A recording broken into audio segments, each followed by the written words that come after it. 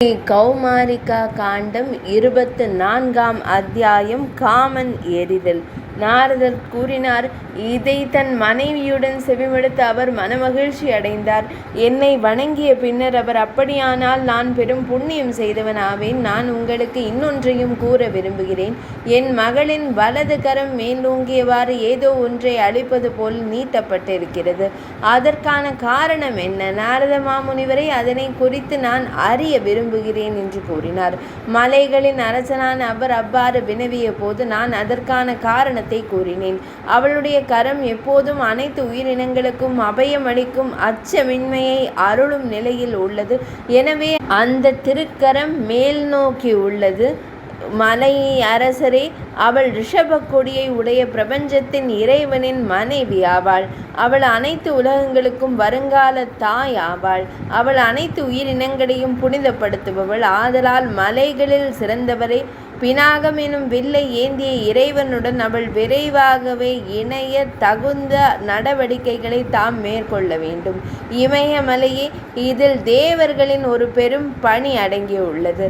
இமயமலை அரசனிடம் இதனை கூறிய பின்னர் நான் அவரிடம் விடை பெற்று கொண்டு வாசவனிடமும் தேவேந்திரனிடமும் கூறினேன். எனது கடமையின் பெரும்பகுதி நிறைவேற்றப்பட்டு விட்டது. ஆனால் மீதமுள்ள பணிக்காக 5 அம்புகளை கொண்டவனை காமனை ஏவிவிட வேண்டும். பால்குணா அர்ஜுனா அவரிடம் அவ்வாறு பணித்த பின்னர் நான் தாரகனிடம் சென்றேன். எனக்கு சச்சரவுகளில் விருப்பம் உண்டு. எனவே இச்செய்தியை தெளிவாக தெரிவிப்பதற்காக நான் அவனிடம் சென்றேன். எனது ஆலோசனையால் தூண்டப்பட்ட இமயமலை அரசர் பார்வதி தேவியை அவரது தோழிகளுடன் சென்று பவனாரை சிவனை வழிபடுமாறு பணித்தார்.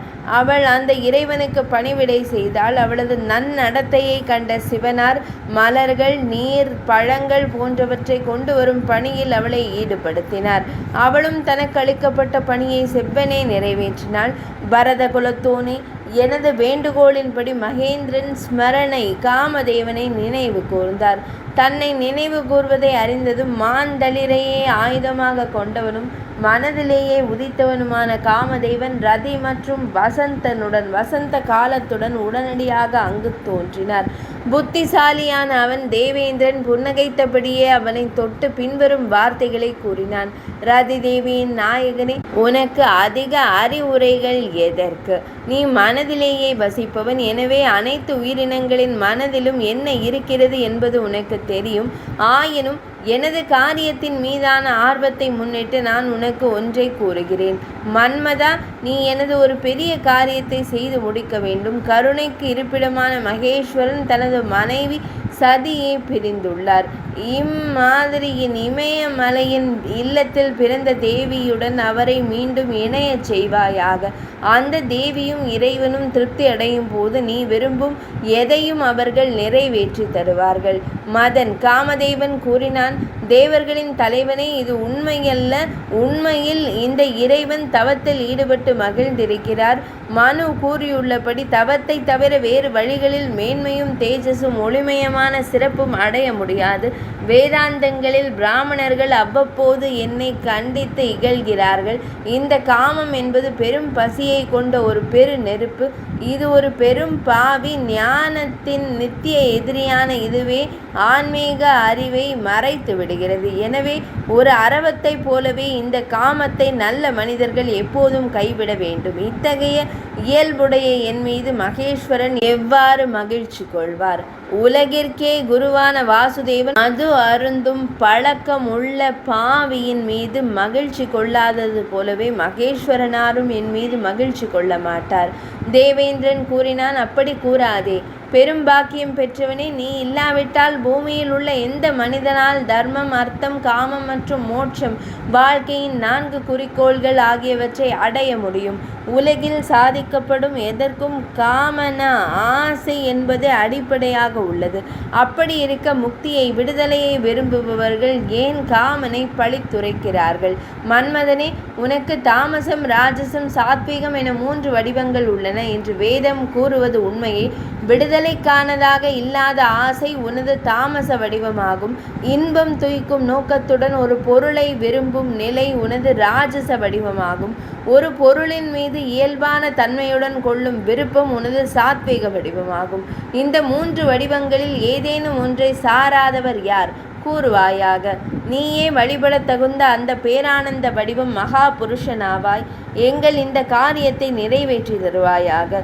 சாதாரண மனிதர்கள் துன்பப்படுவதைக் கண்டாலே அறிஞர்கள் தங்கள் உயிரையும் பொருட்படுத்தாமல் அவர்களை காப்பாற்றுகிறார்கள். இக்காரியமோ மிக பெரியது மற்றும் மகத்தான பலனை தரக்கூடியது. இதனை உணர்ந்து அக்காரியத்தை எல்லா வகையிலும் தெளிவாக நிறைவேற்றுவாயாக. இதனை செவிமடுத்து அப்படியே ஆகட்டும் என்று கூறி ஸ்மரன், அதாவது மதனன் மன்மதன் ஹிமாத்ரிக்கு ஹிமயமலைக்கு சென்றான்.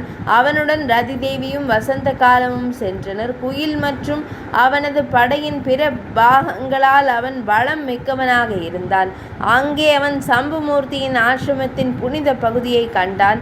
அது பல வகையான மரங்களால் நிறைந்திருந்தது மற்றும் அங்கே அமைதியாக இருந்த விலங்குகளால் நிரம்பியிருந்தது. அங்கே அவன் மகேசன் பெருமானின் அவதாரம் போன்ற வீரகன் என்ற பெயருடைய மும்மூர்த்தி கடவுளின் வாயிற்காப்பாளனையும் அவனது 10,000 கணங்களையும் கண்டான்.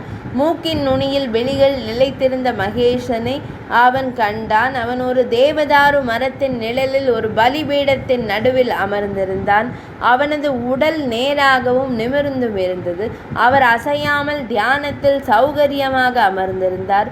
மகேஸ்வரனார் எல்லா புலன்களையும் கட்டுப்படுத்தி தனது ஆத்மா வழியாக பரமாத்மாவிற்குள் பிரவேசித்திருந்தார்.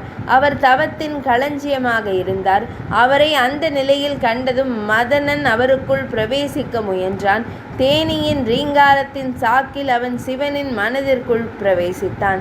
இதற்கிடையில் விழிகள் திறந்தும் மனம் மையலால் பீடிக்கப்பட்டும் இருந்த பகவான் மலைகளின் அரசனின் மகளை நினைவு கூர்ந்தார். வீரகனால் அழைக்கப்பட்டு அறிவிக்கப்பட்டதும் மலையின் மகள் பிரவேசித்தாள். அப்போது பெரும் பாக்கியம் பெற்று அந்த பெண் வழக்கம் போலவே பிரவேசித்தாள். தன் மனம் அவள் மீது மோகம் கொண்டிருப்பதை பகவான் கண்டார். அவர் விளையாட்டுத்தனமாக அந்த உணர்வை அடக்கி கொண்டு பின்னால் கண்டார். அங்கே வில்லை முழுமையாக வளைத்தபடி இருந்த ரதியின் மையல் நாயகனை மதனனை அவர் கண்டார்.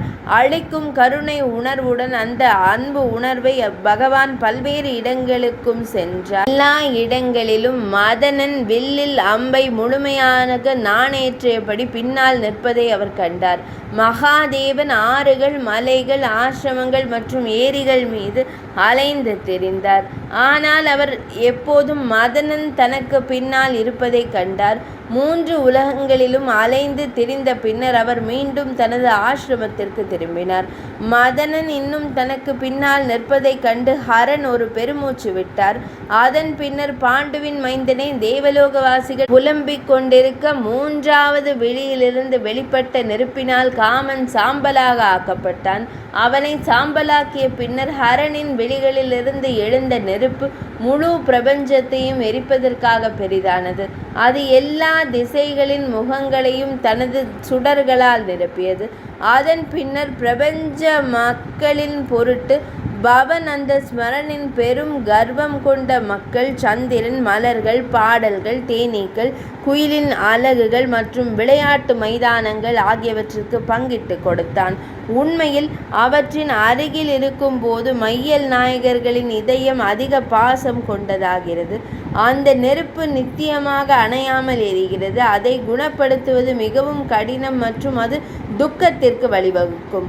ஹரனின் அக்னி மூச்சின் ஜுவாலைகளால் ஸ்மரன் சாம்பலாகி போனதை கண்ட பரிதாபத்திற்குரிய ரதி தேவி தன் தோழி மதுவுடன் வசந்தத்துடன் இணைந்து அழுது புலம்பினாள். இவ்வாறு அழுது கொண்டிருந்த அவளை மது பல்வேறு வழிகளில் தேற்றினாள்.